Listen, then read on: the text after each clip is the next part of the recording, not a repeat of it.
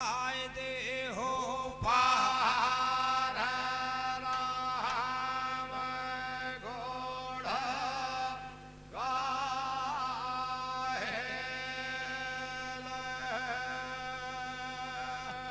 श्री शिवराम खेरी आवारे आरे गुर जाई बसे शुभ धाम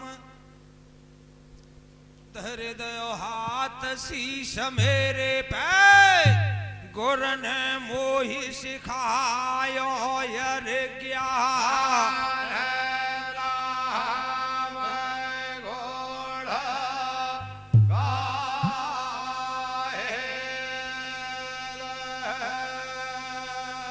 आइए अपनी कथा पे प्यारे भक्तों, हमारे भैया कालीचरण ने बड़ी मार्मिक कथा सुनाई राम का अवतार। आज सरयू और मनोरमा नदी के बीच में सारे ऋषि मुनि बड़े बड़े विद्वान ब्राह्मण बैठे हुए हैं, आम जनता भीड़ का पार नहीं है। लेकिन एक बात बताऊं, दशकंधर ने तीनों लोकों को बस में कर लिया, रावण ने तीनों लोकों को बस में कर लिया, लेकिन महाराज दशरथ ने 8 यज्ञ करवाए, सालों यज्ञ होता रहा, लेकिन रावण ने नजर उठा के नहीं देखा। क्यों? कि सूर्यवंशियों से वो परिचित था। उसे पहले इस बात का पता नारद ने बता दिया था कि मेरा मारने वाला पैदा होगा तो सूर्यवंश में होगा, लेकिन पता नहीं कब होगा, कौन होगा और कैसे होगा, इसलिए सूर्यवंश की तरफ वो नजर उठा के देखता नहीं था। आज गुरु वशिष्ठ के द्वारा महाराज दशरथ ने यज्ञ कराया, श्रृंगी ऋषि को बुलाया। आज श्रृंगी ऋषि ने वेद मंत्रों के द्वारा हवन कराया तो अग्निदेव प्रकट हुए, ऐसा हमारे गोस्वामी जी का मत है। और वाल्मीकि रामायण में साक्षात भगवान विष्णु प्रकट हुए हैं हाथ में चरु लेकर के, और यह बताया है राजन मैं तुम्हारे घर अवतार लेकर आऊंगा, यानी पुत्र बन करके आऊंगा, ये अपनी रानियों को खिला दो। हजारों रामायण हैं और 27 कल्प व्यतीत हो गए, एक कल्प में राम का अवतार होता है एक बार, लेकिन यह कोई जरूरी नहीं कि कौन से त्रेता युग में हो जाए। तो सारे ऋषियों ने अपने अपने अलग अलग कल्प की रामायण लिखी हैं, लेकिन हमारे गोस्वामी जी ने 4 कल्प की रामायण को गुत्थम गुत्था बना करके एक सम्राट ग्रंथ बना दिया है। इससे बड़ी कोई रामायण है नहीं। आज अग्निदेव प्रकट हुए, हाथ में कटोरा है खीर का। राजन, ये अभी जाकर के रानियों में बांट दो, तुम्हारी रानियों के एक नहीं, जो गुरु ने बताया है 4 पुत्र पैदा होंगे। सोने बचन जब यज्ञ खे थारे नर नारी रे हरसाई, खोल गए भाग्य आजू राजा के, देव ने दया वरदान गाहा है राम घोड़ा गाहे।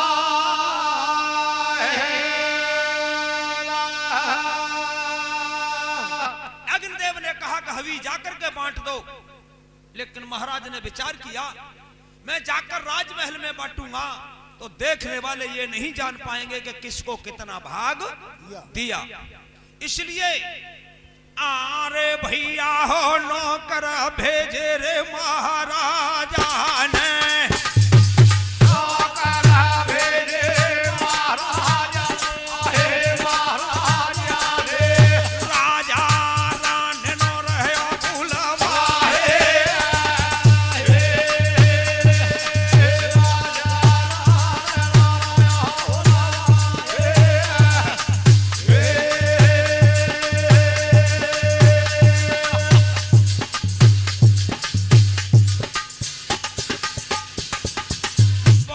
कहती भूप की रानी,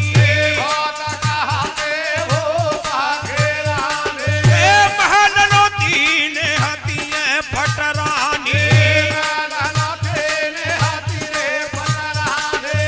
आई गई कौशल्या महारानी, मजली हती सुमित्रा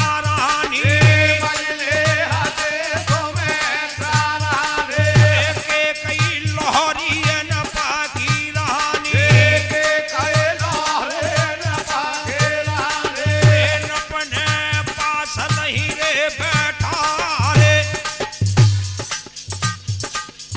हबी को पात्र हाथ राजा के मन में छाय रहो हर्ष अपारा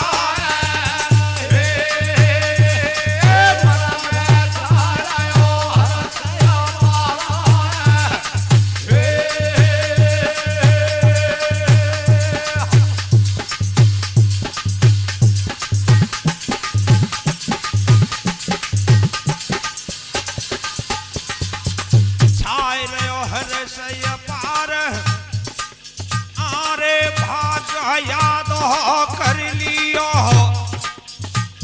और अपने कर से भूप कौशल्या रानी दी हो। सारे हबी में से आधा भाग महारानी कौशल्या को दे दिया।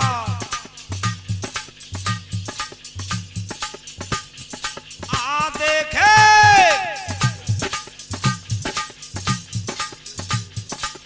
अरे याद के भाग बनाई नंबर कटो सुमित्रा को भैया अरे कह के दया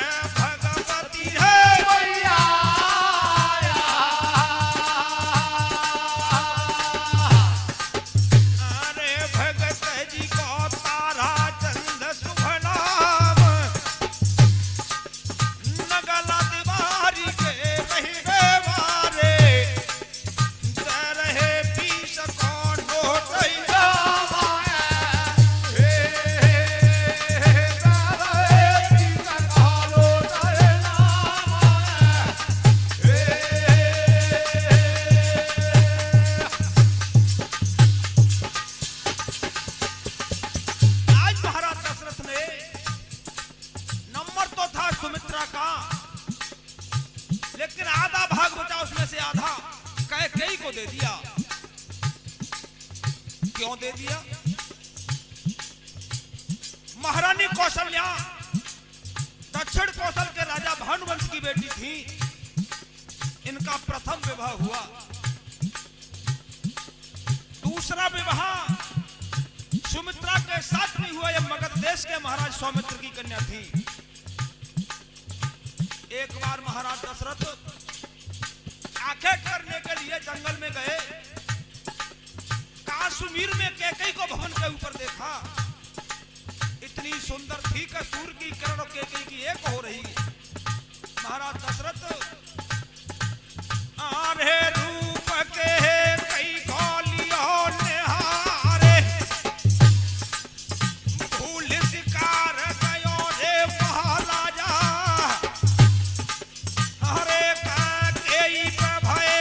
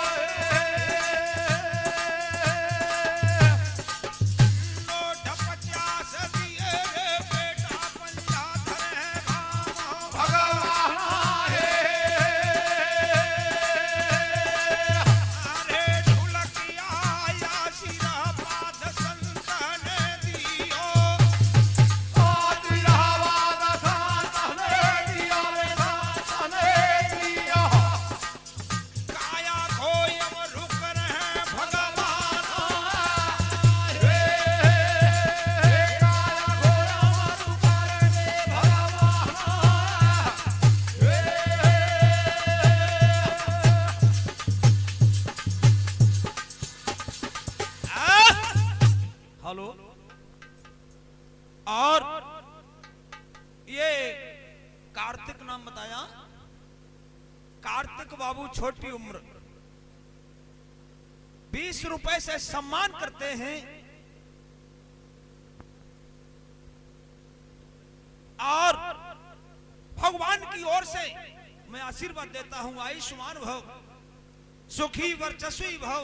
सिंह नाम है भैया को सोमई है शोभगाम, नोट 50 दिए भैया ने पंजा धरे राम भगवान।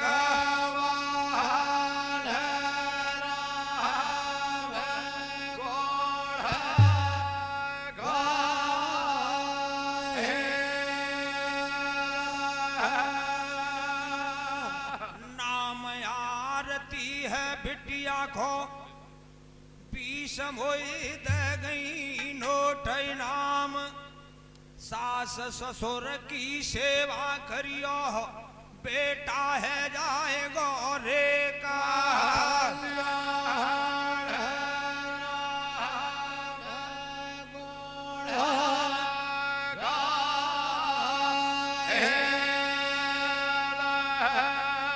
विपिन कुमार नाम भैया को नोट मोई दिए 50 इनाम, काया मरु कर तिरलोकी जो है कृपा से इंदो भगवान राम घोड़ा गाए।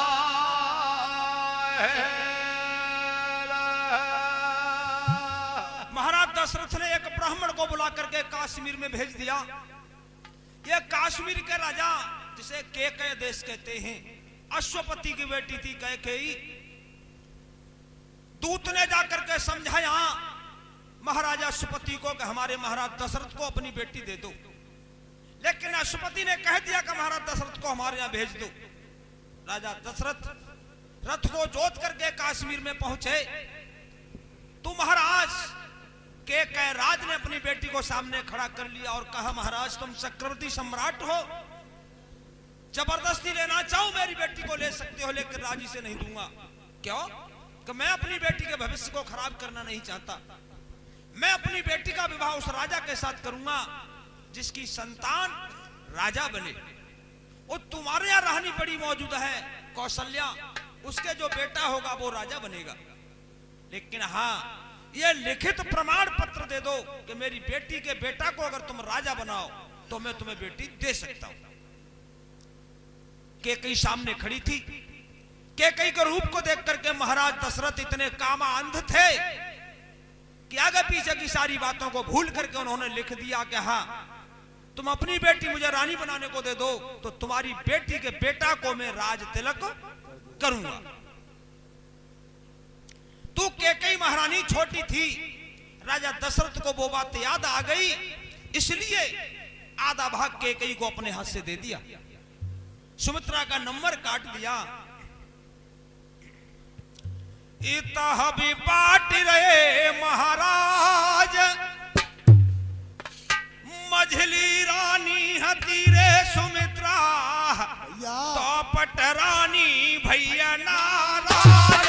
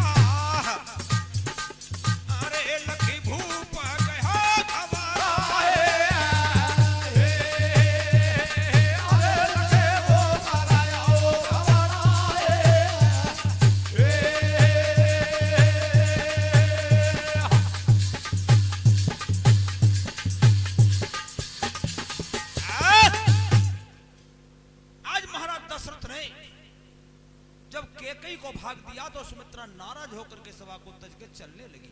क्यों? मान अपमान तो सब लोग जानते हैं। सुमित्रा ने सोचा महाराज ने मेरा अपमान कर दिया, इससे तो मैं मर जाऊं तो अच्छा है।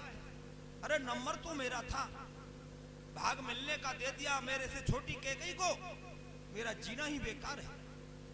आज रोती हुई रानी सुमित्रा चली तो सारी सभा में यह हल्ला हो गया कि महाराज ने यह काम अच्छा नहीं किया, महाराज ने यह अच्छा नहीं किया। आज महाराज दशरथ सोचने लगे, टूटे स्वजन मनाई है मेरे भैया जो टूटे 100 बार, रही मन फिर पोहिए सुनियो टूटे रे मोक्ता रे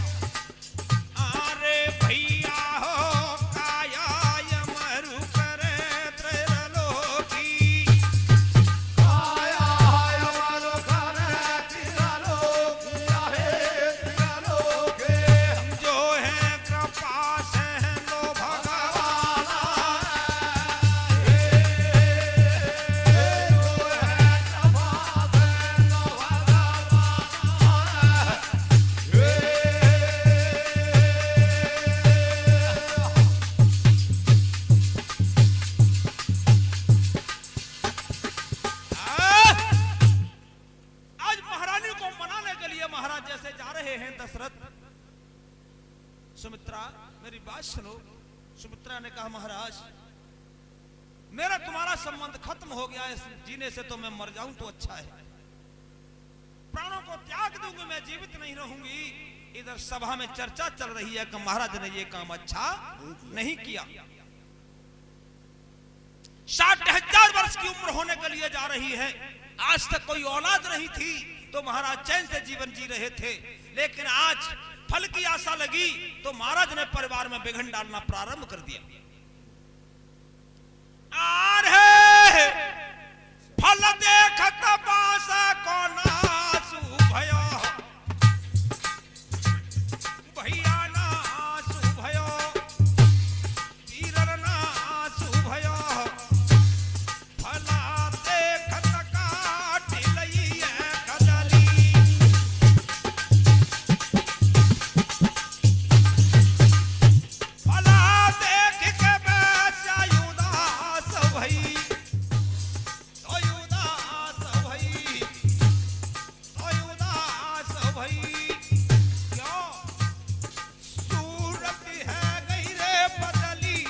बदली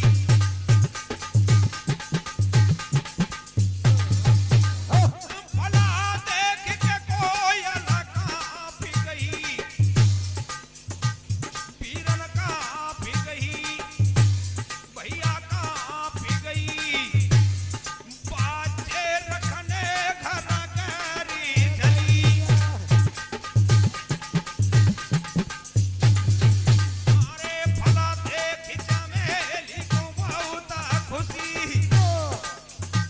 भैया बहुत खुशी पीरन बहुत खुशी फूली तो बहुत फरनाई फली फलको देखत ही रे महिपाल बुद्धि बिगड़ गई महाराजा की अरे महलन को करो